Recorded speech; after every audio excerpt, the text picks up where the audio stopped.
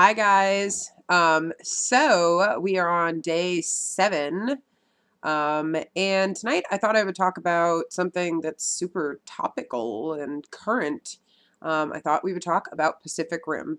This is partly for Jasmine because Jasmine is awesome and I appreciate everything that she does for everybody and all of the hard work. Jasmine is pretty much like Superwoman because not only does she do, all of her regular cool real life stuff, but she also is an intern at Spencer Hill Press and is super helpful and does a great job. So shout out to Jasmine. But anyway, I thought we could just talk a little bit about Pacific Rim and why you should go see it. I know a lot of people have expressed a couple of things about the movie. Some said, oh, I liked everything except the way they treated the female character, or I liked everything except the racial issues, or, whatever, the acting. I won't get into racial issues just because, as you can see, I am white bread. Like, I am as white as you can be. And that's really not my place to say whether there was anything wrong with that in the movie or not. I personally didn't think that there was, but that's my opinion, and I could be totally wrong about that. But one thing I did want to talk about was a couple of people I noticed said that they really loved the movie, except that they thought that the female character, nothing wrong. Again, this is just their opinion, but just throwing it out there, that they thought that the female character didn't get to make enough of her own decisions, and that bugged them, and they thought that that wasn't very feminist. I disagree. Personally, I thought the character was great because she was um, obviously very physically powerful when she, needed to be. Which, let's be honest, most of us aren't. Most men and women are not that strong. We would not be able to fight each other like they were doing at that speed. We just couldn't.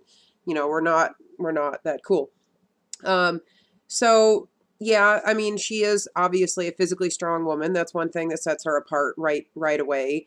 But I'm glad that there was a balance in that, she was very respectful. She didn't have necessarily a macho personality to go with how physically powerful she was. And I think that's good because so many times I think people want to write strong female characters, and the way they do that is by making them physically strong, which is one way that anybody can be strong. That's absolutely true, but it's not the only way. And I think a lot of times when they do that, they sort of make a woman who is really just a man as a woman, like a hot woman that behaves just like a man. And I liked that her character was respectful. I think somebody needed to be. And I think it made sense because, and I won't spoil anything for you, but the way that she was raised, it would make sense that she was so respectful, that she wants to follow orders, that, there's this love in her heart for somebody else that would keep her very, careful about her actions. I loved that. I thought that was a really great touch. I liked seeing a female character that was physically powerful, but did have that other side. And I mean, again, and this is something I talk about a lot, but being a strong female character doesn't mean that you have to be physically strong. It can be, but it doesn't have to be. It means that you're a three-dimensional character. It means that you have flaws, dreams, um, and mistakes of your own. It means you have a personality. It means that you're fully fleshed out. Somebody had pointed out that there's a lot of loser comedies with guys, but there aren't as many with girls, and that's true. I think that a strong female character is so often misinterpreted as, Lara Croft, which again is a physically strong female character, very clever. But other female characters can be just as strong without being physically strong. So I thought the movie did a great job with that. I also thought that, all of that stuff aside, the story was fun. Was it a little predictable? Well, yeah, but I mean, come on. And it was a team spirit movie. It was the world coming together. It was people from all different countries and backgrounds and age groups and situations and, tax brackets and colors coming together and doing something together. And I found that actually really encouraging. It was kind of like when I saw the Avengers, I had that same feeling. It kind of makes you proud to be part of the human race because you see this ideal of all of us coming together and putting aside things that normally stop us. So I thought that was cool, and I thought it was great that the cast was, from all over the world. You had so many different accents, you had so many different colors, you had so many different backgrounds. I thought that was great and a lot of fun. It certainly made for a more interesting cast. The directing as usual, and Charlie Day was fantastic. I mean, if you needed a reason to go see this and none of the rest of what I said worked for you, just see it because of Charlie Day.